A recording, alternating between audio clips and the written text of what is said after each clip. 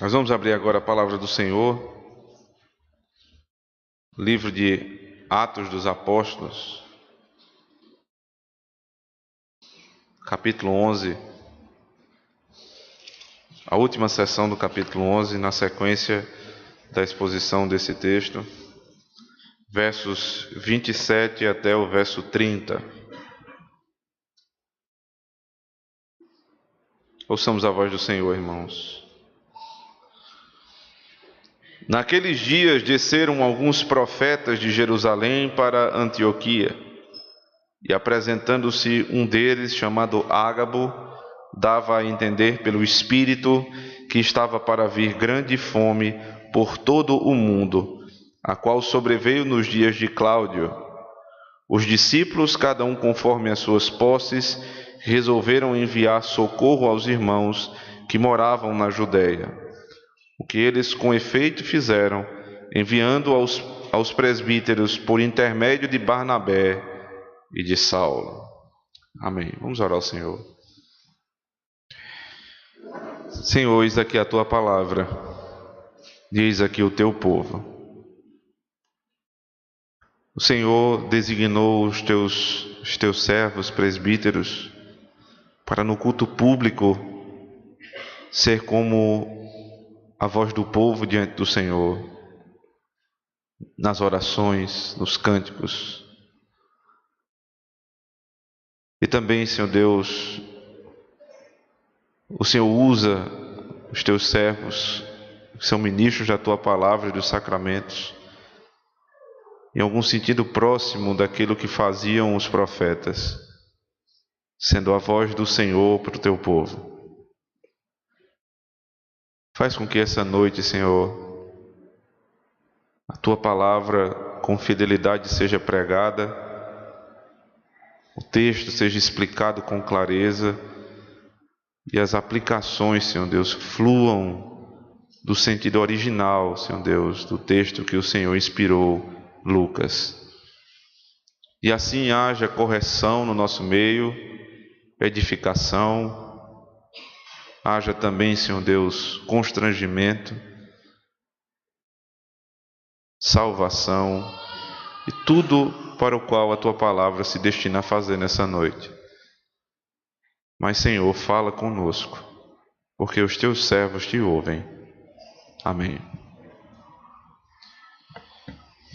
Quando uma nomenclatura pega com alguém, quando uma pecha é colocada em alguma pessoa, é difícil a gente tirar, né? E vimos na semana passada que o cristianismo deu origem a uma expressão chamada cristão, né? O que segue a Cristo foi chamado pela primeira vez na cidade de Antioquia, que é justamente a terra em que nós estamos tratando agora, o ponto da revelação que estamos tratando. Eles foram chamados pela primeira vez de cristãos. E foram chamados assim não porque estavam sendo exaltados, não. A maneira de chamar cristãos ou pequenos cristos não era para exaltar aqueles que seguiam a Cristo, mas era uma pecha ou uma forma de tratamento, né, de diminuição, de dizer que você era uma pessoa radical, você era uma pessoa estranha ao contexto da época. Era assim que eram chamados os cristãos. Me lembro também que citei que na época do século XVII, a pecha de puritano foi dada, né, na Inglaterra, principalmente na Inglaterra, àqueles que desejavam ter um culto mais puro, uma vida mais pura. E um determinado escritor da época definiu o puritano da seguinte maneira: puritano é a pessoa que não suporta ver alguém feliz. Veja que maldade. O puritano é a pessoa que não suporta ver ninguém feliz. Então você começa a fazer esse tipo de definição, né, e chamar a pessoa daquilo, e essa forma de tratamento ela vai pegando. Então os puritanos eram mal vistos na época, os cristãos eram mal vistos na época. Isso é tão atual, e talvez mais atual do que nunca, que qualquer pessoa que discorda do senso comum, do que se chama de politicamente correto hoje, é chamado de fascista, racista, né, qualquer coisa fora do contexto original em que essas palavras se deram. Você quer acabar com alguém, você chama de fascista, nazista, né, machista, e todo esse tipo de nomenclatura que você coloca, não classifica a pessoa daquilo ali, e você está acabando com a vida daquela pessoa. Só que é necessário dizer, irmãos, que os cristãos não são absolutamente nada do que tentam falar a nosso respeito, quando pejorativamente dizem, por exemplo, que o cristianismo é uma religião de gente fraca, que o cristianismo é uma religião de gente ignorante, que você deixa de confiar em si mesmo para confiar no cristianismo porque você passou por algum problema. Então o sujeito perdeu a mulher, então ele foi para a igreja porque é fraco, e porque é ignorante, porque pessoas que pensam não vão acreditar nesse tipo de coisa. Porque historicamente falando, é justamente o contrário que acontece. As pessoas mais cultas, os mais sábios, né, na grande maioria, eram os cristãos. Os grandes desenvolvedores da nossa humanidade eram cristãos. Isso não quer dizer que para ser cristão você tem que ser um grande cientista, mas é uma característica da nossa religião, o desenvolvimento. Porque para isso fomos colocados no mundo, para desenvolver a terra, para criar, né, para guardar e cultivar o jardim. Então o cristianismo é exatamente isso. É uma religião que ela desenvolve não apenas as habilidades científicas, mas ela desenvolve também as habilidades emocionais, afetivas e as maiores virtudes que o ser humano pode ter. A prova disso, com a sua Bíblia aberta, observe que o final do texto passado, do verso 19 ao 26, termina da seguinte maneira: tendo encontrado, levou-o para Antioquia e por todo um ano se reuniram naquela igreja e ensinaram numerosa multidão. Em Antioquia foram os discípulos pela primeira vez chamados cristãos. Veja, o texto termina dizendo que quando Barnabé foi buscar Paulo, né, para ajudá-lo no trabalho de evangelização da cidade de Antioquia, nesse período de tempo de um ano, eles ensinavam a doutrina, eles pregavam sempre, visitavam, aconselhavam. E no final daquele ano, o que aconteceu? As pessoas começaram a ser chamadas de cristãos, ou seja, a doutrina que os regia, a doutrina que governava a vida dessas pessoas, era a doutrina de Cristo. Então como é que eu vou chamar uma pessoa assim? Cristão. Então o texto termina dizendo que é pelo ensino doutrinário, pelo conhecimento de quem é Deus, que eu vou ser chamado de cristão, não pela ignorância. O cristianismo não vem pela ignorância. Não podemos ser conhecidos porque uma parte que se chama cristão dá rodopio, marcha no meio do culto, né, não diz coisa com coisa e diz que aquilo é cristianismo. Porque biblicamente falando, e a gente precisa tratar as coisas como são, né, a nossa base não é a experiência, o que fazem eles, mas a base é a Escritura. A Escritura definiu como foram chamados os cristãos da primeira vez. Porque eles conheciam a doutrina, porque eles se identificavam com Cristo, então assim foram chamados cristãos. Então o cristianismo vem à medida que você conhece Cristo e o corpo doutrinário que ele ensinou. Qual é a consequência de conhecer Cristo? É a consequência que se dá na própria narrativa. Observe verso 27. Naqueles dias, veja, o que ele vai tratar agora depende do que ele acabou de dizer. Naqueles dias em que Paulo em Antioquia pregavam Paulo e juntamente com o enviado Barnabé, quando eles dois pregavam, nesse tempo aconteceu tal coisa. Então a ligação é o que aconteceu aqui a partir do verso que nós estamos tratando, verso 27, é o que vem naquela época em que Paulo e Barnabé ensinavam na cidade de Antioquia. Qual é a consequência do ensino de alguém que se identificou com Cristo? Observe, o texto vai dizer: os discípulos, verso 29, cada um conforme as suas posses, resolveram enviar socorro aos irmãos que moravam na Judéia. Houve uma predição de uma fome que nós vamos tratar daqui a pouco. Ágabo, o profeta, ele desce e vai até Antioquia e prediz uma fome. E o que acontece em seguida é que os que foram alcançados pelo Evangelho se sentem constrangidos a generosamente abençoar a igreja de Jerusalém. Você percebe como as coisas vão se desenvolvendo na nossa santificação? Você conhece o Evangelho quando foi pregado pela primeira vez. Barnabé viu a graça de Deus, diz o texto na sessão anterior. Depois disso, quando ele conhece o Evangelho, ele é discipulado. 1 ano, Paulo e Barnabé, todo dia pregando. O que é que acontece com eles? Eles estão tão identificados com a doutrina que eles são confundidos com o próprio Cristo. Mas isso não é uma questão simplesmente teórica, não é uma igreja que conhece muito de doutrina, mas não tem prática. Quando eles percebem que a igreja de Jerusalém está precisando de ajuda por conta da fome que abate aquela região, eles resolvem dar. Exatamente isso que é o cristianismo, irmãos. Não é simplesmente desenvolvimento do intelecto, mas é desenvolvimento das afeições e das virtudes mais sublimes da humanidade.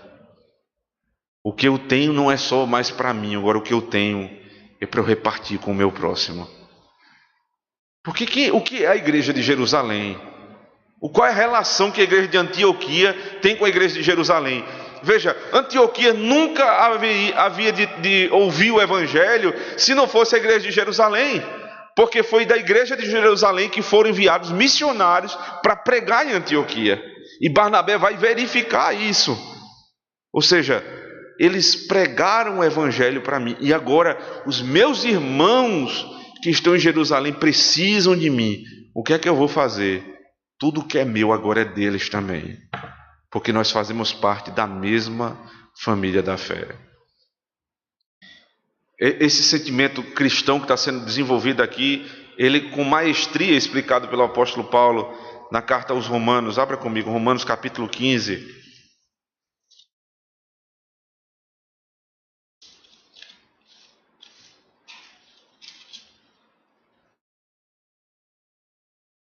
Romanos 15, a partir do verso 25.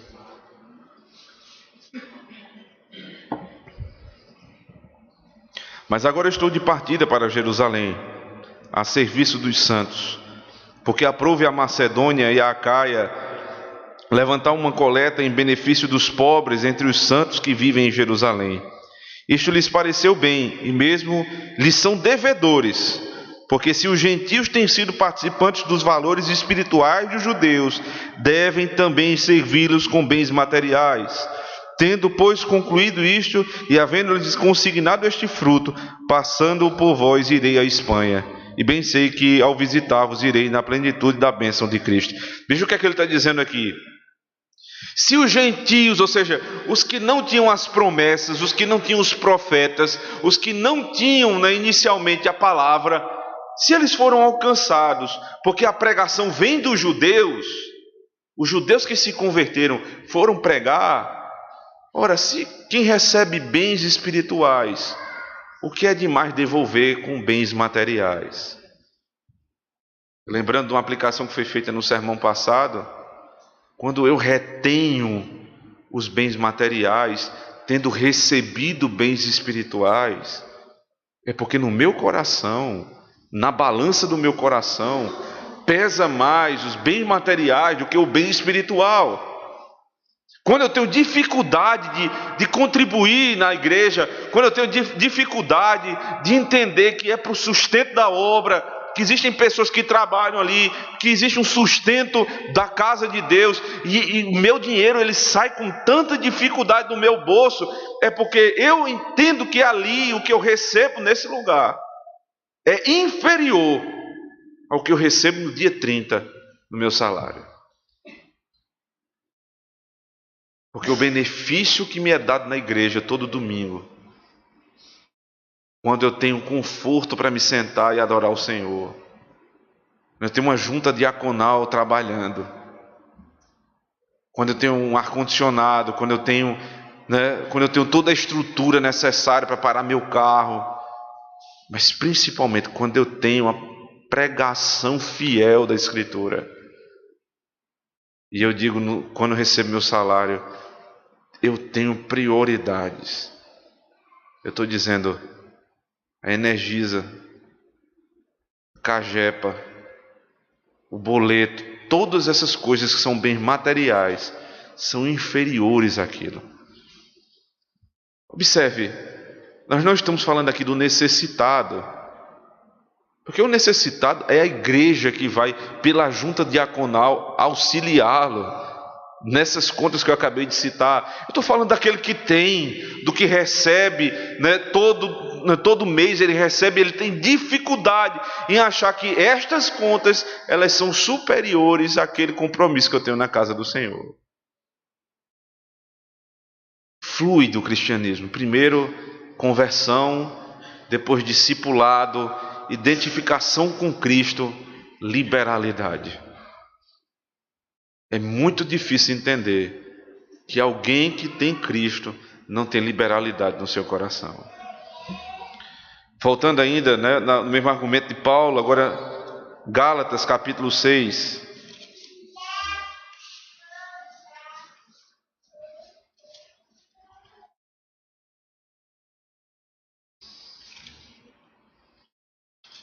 Gálatas capítulo 6.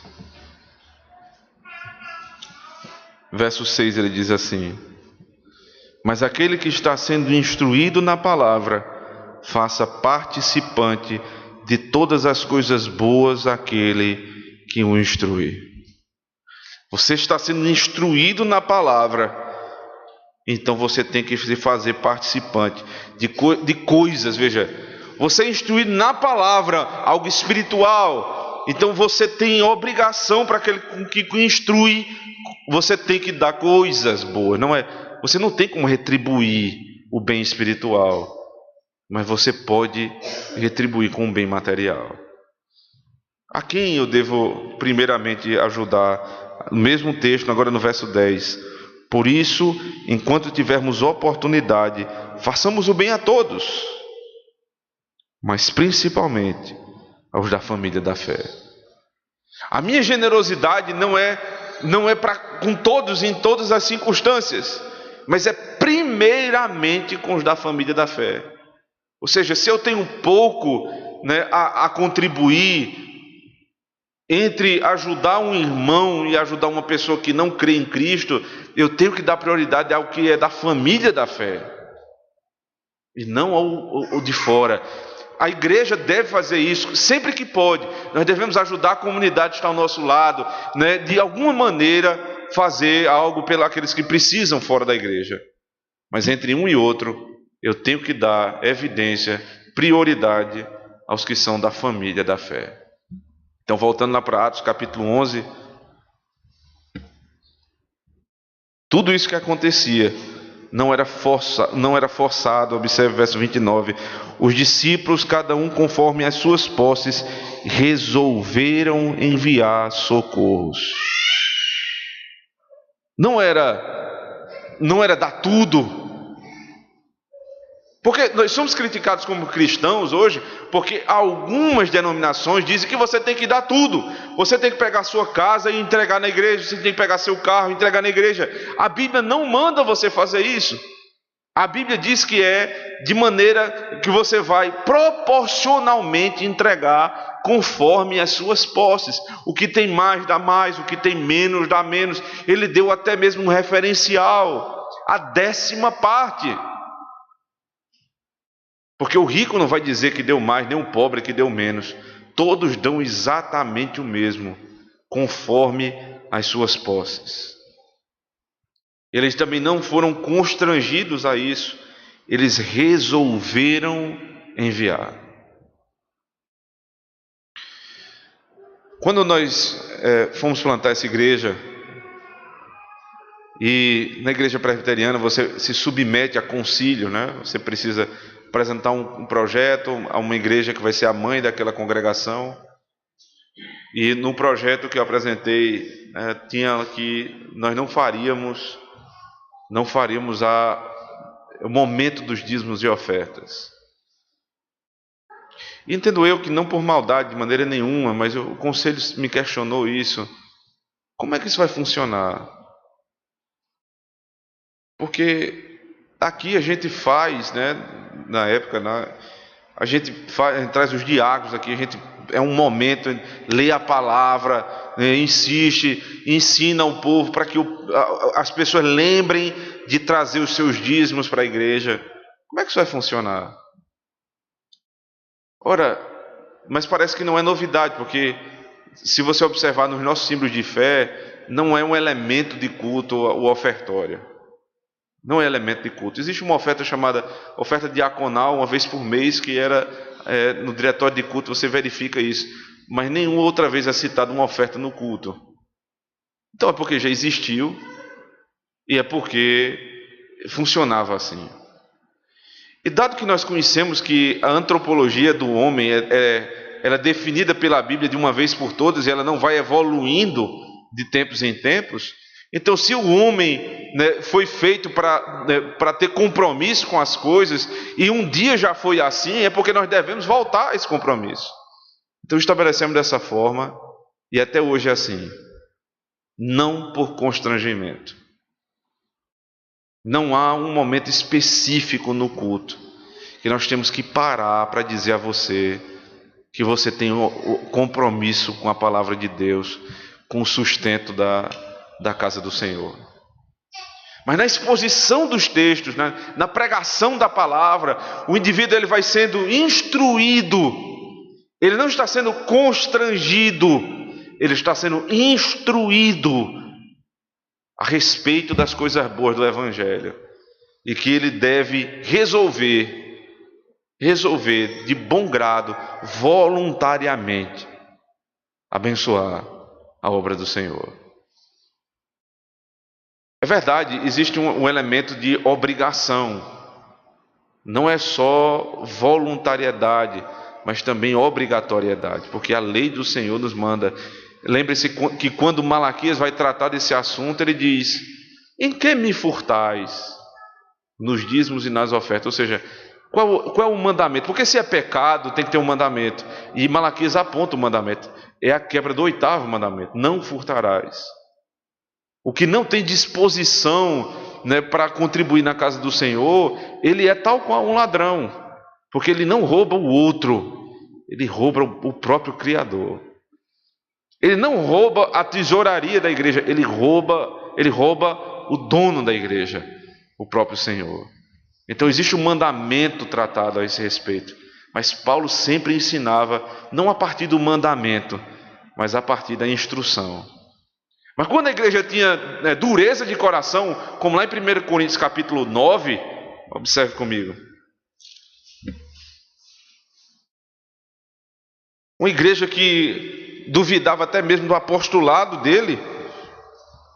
Ele diz, verso 1 do capítulo 9: não sou eu porventura livre, não sou apóstolo, não vi Jesus, não nosso Senhor. Acaso não sois fruto do meu trabalho no Senhor? Se não sou apóstolo para outrem, certamente o sou para vós outros, porque vós sois o selo do meu apostolado no Senhor. Ele tem que defender até o apostolado para essa igreja. E aí quando ele vai falar, né, do compromisso da igreja em sustentá-lo, ele diz, verso 3: a minha defesa perante os que me interpelam é esta: não temos nós o direito de comer e beber, e também o de fazer-nos acompanhar de uma mulher irmã? Ou seja, os pastores não têm direito de ter uma família, como fazem os demais apóstolos e os irmãos do Senhor e Cefas? Ou somente eu e Barnabé não temos direito de deixar de trabalhar? Quem jamais vai à guerra à sua própria custa? Quem planta a vinha e não come do seu fruto? Ou quem apacenta um rebanho e não se alimenta do leite do rebanho? Porventura falo isto como homem, ou não o diz também a lei? O apóstolo Paulo, na primeira carta, é o mesmo que escreve a segunda, que diz lá: cada um dá segundo o propósito do seu coração. Qual a diferença da primeira para a segunda carta? Porque a primeira carta ele precisou exortar, e na segunda a igreja tinha aprendido. Então ele já não precisa ir pelo instrumento da lei, mas pelo coração dos irmãos. É difícil, irmãos, quando é preciso evocar a lei para que os irmãos se submetam. É por isso que sempre é melhor o caminho de instrução pela graça. Lembrem-se, do que vocês são. Vocês são cristãos. A igreja de Cristo não pode ser sustentada pelo Estado. A igreja de Cristo não pode ser sustentada pelos ímpios. Um dia eu presenciei, alguns presbíteros estavam comigo também, presenciaram um pastor que disse que construiu uma igreja na cidade, indo de empresa em empresa, pedindo ajuda a empresários ímpios. Ele disse: isso é uma boa estratégia, só se for do inimigo, de Deus não. Porque o modo de sustentar a igreja é por meio dos santos, porque é uma consequência: conversão, discipulado, cristianismo, generosidade. Essa é a estrutura que o texto está nos mostrando. Mas a instrução ela precisa vir por meio de alguém que traz a instrução. E esse é o outro ponto desse texto. Volte comigo para Atos 11. O primeiro ponto é a consequência do cristianismo, a generosidade. O segundo é por quem vem a instrução. Verso 27. Naqueles dias desceram alguns profetas de Jerusalém para Antioquia, e apresentando-se um deles, chamado Ágabo, dava a entender pelo Espírito que estava para vir grande fome por todo o mundo, a qual sobreveio nos dias de Cláudio. Veja, Ágabo ele desceu de Jerusalém para Antioquia. Esse foi um movimento que muitos profetas fizeram em Jerusalém, e é parte inclusive da profecia de Cristo. Se você voltar comigo para Mateus capítulo 23, veja nas palavras de Cristo.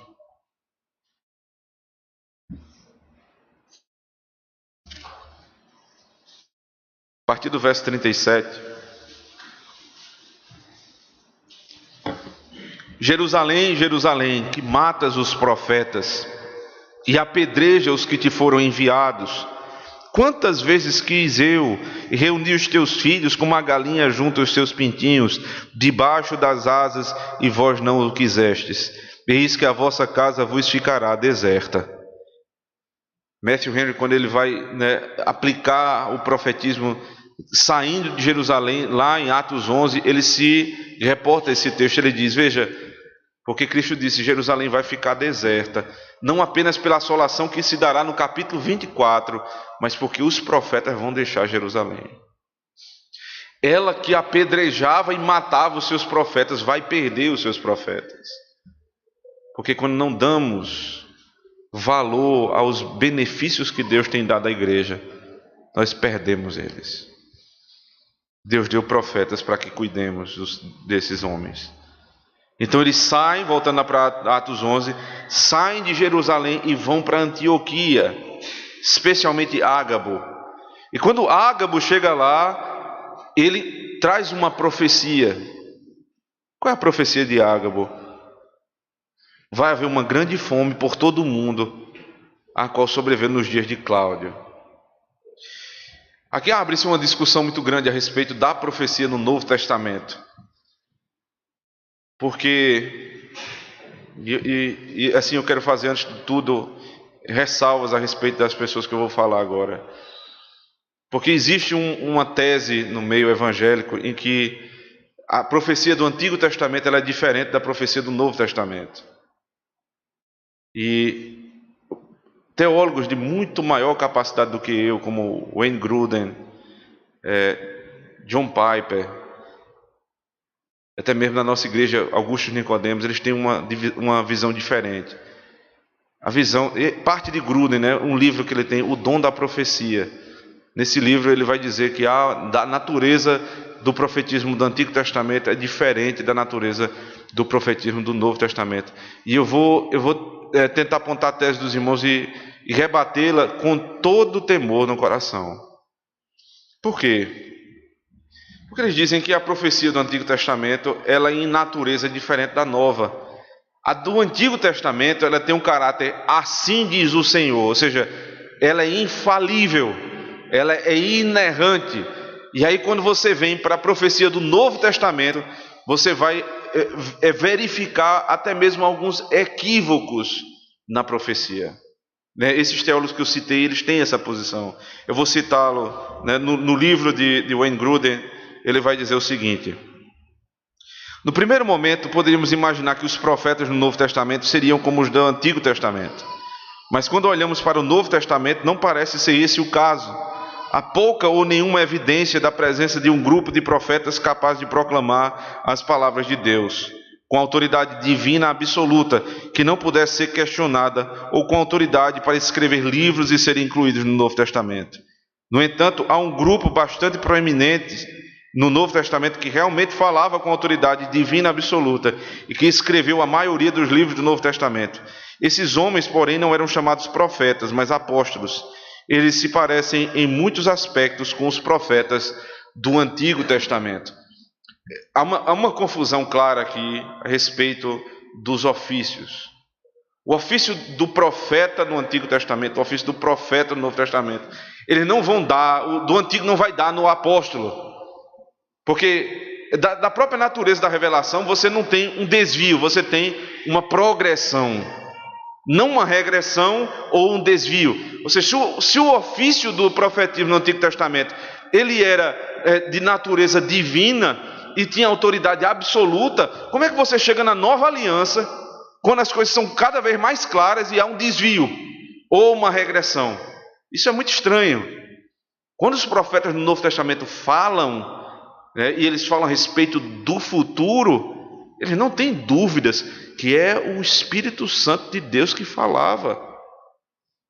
Voltando para o texto de Atos 11, veja como é que está sendo dito aqui, verso 8: e apresentando-se um deles, chamado Ágabo, dava a entender pelo Espírito. Veja, se Ágabo é profeta e fala pelo Espírito, logo, irmãos, o Espírito não pode errar.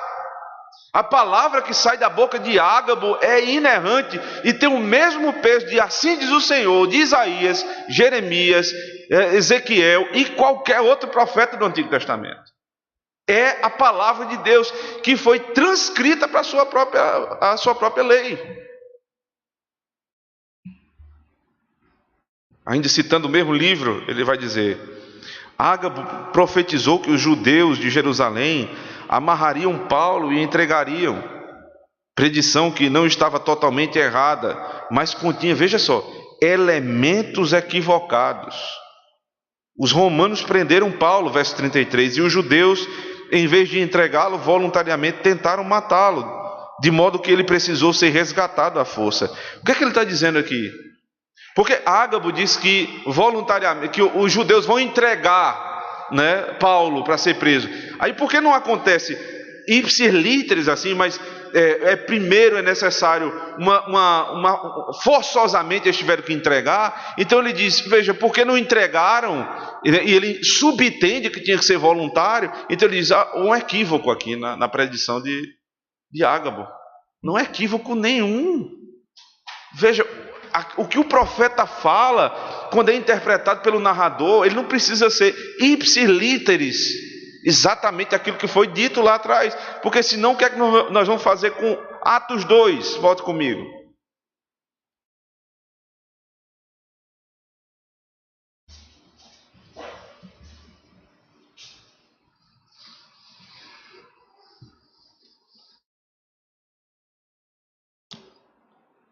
Você tem aqui em Atos 2, a partir do verso 14, o discurso de Pedro. Então se levantou Pedro com os 11 e, erguendo a voz, advertiu-os nestes termos: varões judeus e todos os habitantes de Jerusalém, tomai conhecimento disto e atentai nas minhas palavras. Estes homens não estão embriagados, como vim dispensando, sendo esta a terceira hora do dia. Mas o que ocorre é que foi dito por intermédio do profeta Joel. Veja, ele vai citar Joel 2, e ele vai transcrever aqui e vai dizer que isso que Joel disse é a descida do Espírito Santo. Observe.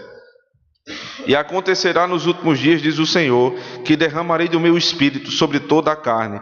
Vossos filhos e vossas filhas profetizarão, vossos jovens terão visões e sonharão, vossos velhos. Até sobre os meus servos e sobre as minhas servas derramarei do meu espírito naqueles dias e profetizarão.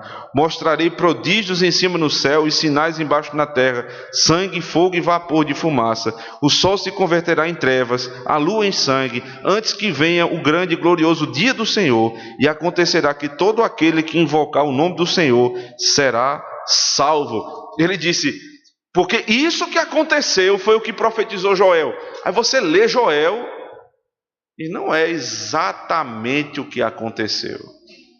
Aí daí a gente vai partir para dois caminhos.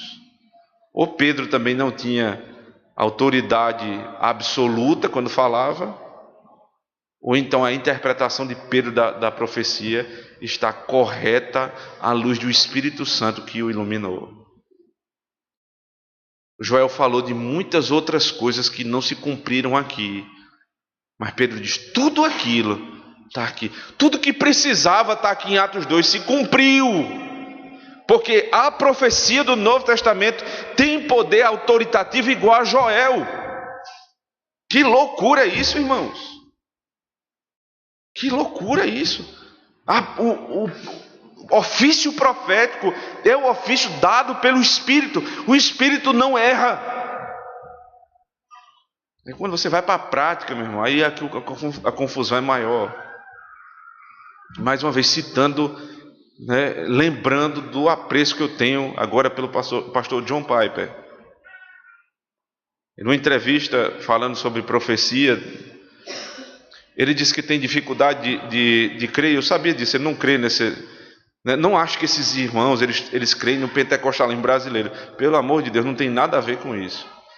Mas John Piper ele vai dizer o seguinte, eu desprezo todo esse exagero que está sendo feito aí no pentecostalismo. Mas eu tenho dificuldade, por exemplo, de não aceitar que a pregação tem uma palavra profética. Eu disse, eu creio exatamente nisso.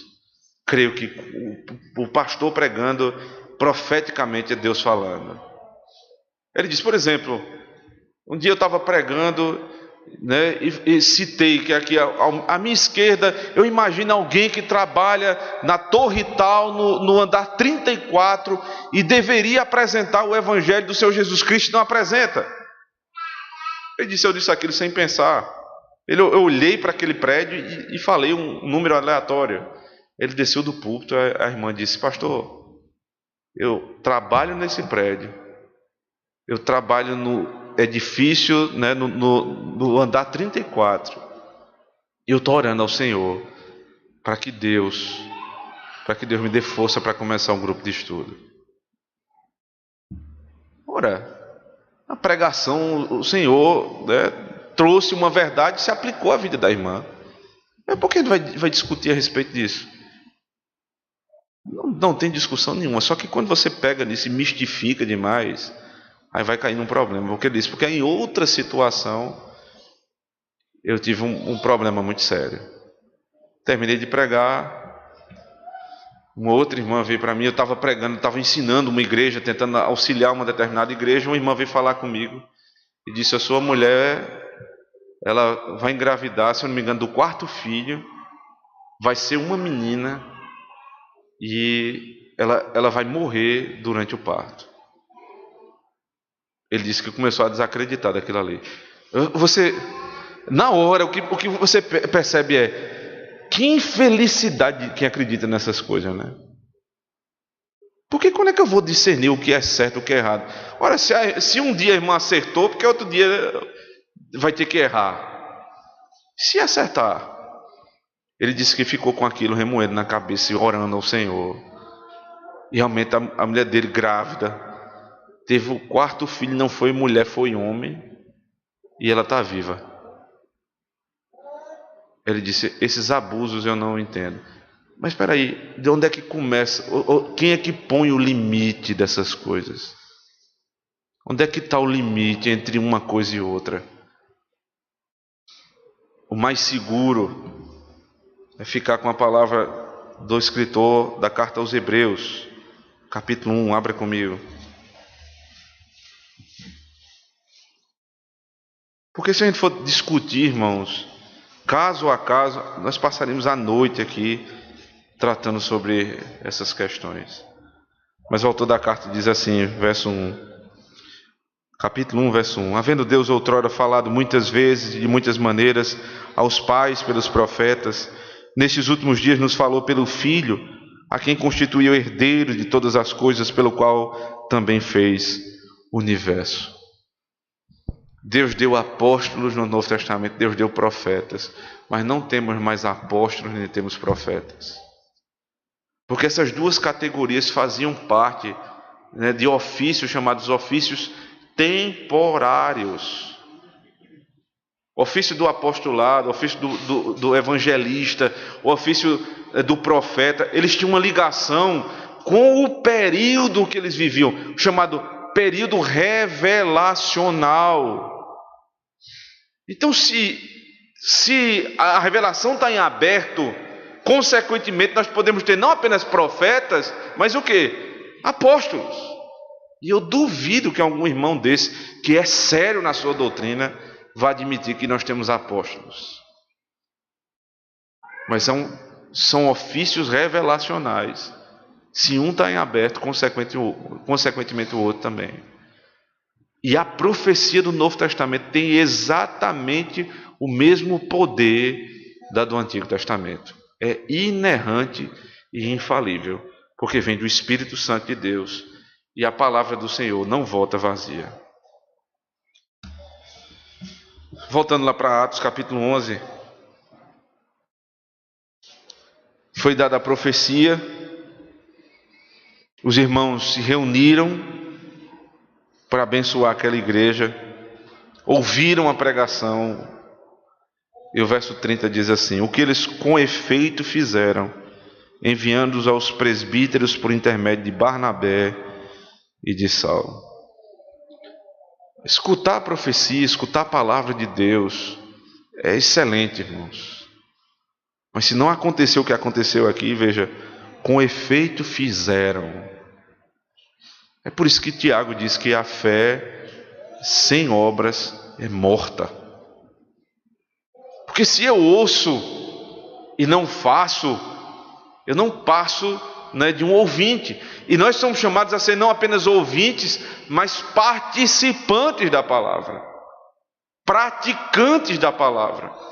Se eu sei que alguém, a palavra de Deus diz isso também, se eu sei que alguém está passando necessidade, e eu digo, eu vou orar por você, dou um tapinha nas costas e mando embora, isso é hipocrisia, irmão. Se eu sei, eu preciso fazer alguma coisa, resolver em ajudar. Então essa não era igreja simplesmente missionária. Veja como as coisas são, As pessoas pincelam verdades da Bíblia e dizem: nossa igreja é missionária, nossa igreja é diaconal, nossa igreja é doutrinária. Não existem igrejas que são apegadas a um nicho de mercado.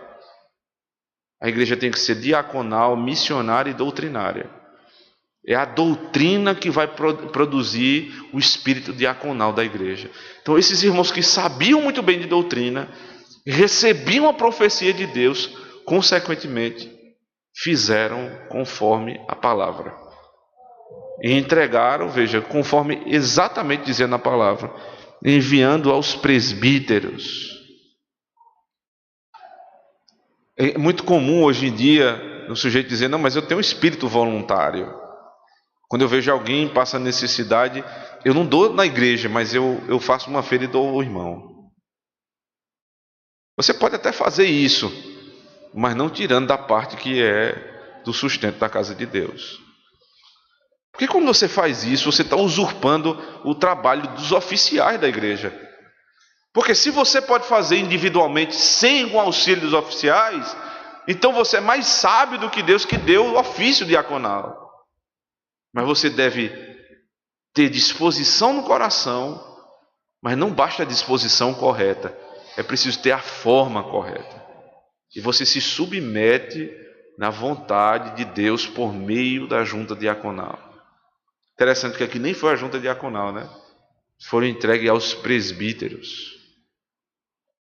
Alguém vai dizer: mas Atos 6 já disse que os presbíteros eles deveriam se concentrar na palavra e na oração. por que então agora os presbíteros aparecem recebendo as ofertas? Porque, em primeiro lugar, não é proibido que os presbíteros tratem das ofertas. Não é próprio do ofício deles em primeiro lugar. Mas lembre-se, porque, por exemplo, a Constituição da Igreja Presbiteriana diz que o trabalho da junta diaconal, ele está sendo supervisionado pelo conselho da igreja. Por que é dito isso? É porque tudo na igreja é feito a partir da palavra. É a palavra que rege a junta, é a palavra que rege o conselho, é a palavra que rege a igreja. Então, a junta diaconal, ela não tem a obrigação de trazer a palavra não está com eles. Então, aqueles que trazem a palavra supervisionam tudo na igreja, inclusive o trabalho diaconal. Então, não é proibido que esses homens recebam a oferta, mas nem sempre é adequado. Mas uma coisa é certa, a disposição, ela precisa ser levada em conta da forma correta. Nas andanças que nós temos aí pelas igrejas, um dia eu me deparei com uma situação em determinada igreja que era preciso fazer um muro da igreja para cercar a igreja, e existiam irmãos muito abastados naquela igreja, que não eram dizimistas fiéis, eram ofertantes. E em determinada época, quando precisou fazer o muro, o irmão disse: não, eu sozinho o banco. Você entende a lógica? Ele retém o que é de Deus e depois ele quer sozinho dizer como vai ser usado. Não, para isso, eu acho que isso aqui é uma coisa que realmente é adequada, então eu vou fazer. Então, quando eu faço isso, eu estou usurpando o trabalho do meu irmão, que é oficial da casa de Deus. Os diáconos da igreja, irmãos, eles têm autoridade para dizer como deve ser utilizado melhor o recurso na casa de Deus. Sabe por quê? Porque quando eles foram eleitos, os irmãos foram instruídos a não escolher simplesmente homens honestos, mas homens cheios do Espírito. Não é só para ser honesto, não. Tem que ser cheio do Espírito para saber como usar o recurso na casa de Deus. Depois de todo esse apanhado, nós podemos ter certeza, irmãos, que o cristianismo não tem nada a ver com aquilo que é dito a nosso respeito. Não somos ignorantes, irmãos, nós somos a religião do livro. Somos pautados no livro. Não somos radicais. Nós somos guiados por uma lei, a lei do Senhor. Não somos estúpidos ou ainda fracos, porque o Senhor é nossa força.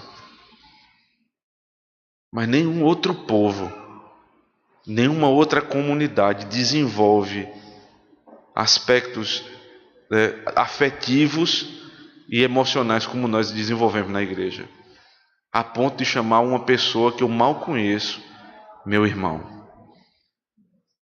E para isso, ao contrário do que dizem, nós não precisamos nem do fervor pentecostal, nem muito menos do ativismo liberal da missão integral. Não precisamos dessas coisas. Precisamos simplesmente sermos doutrinados na palavra, identificados com Cristo e ter um coração disposto a servir. Se fizermos isso, irmãos, com generosidade, o Senhor há de abençoar a nossa igreja, para que nunca haja um necessitado no nosso meio. Amém.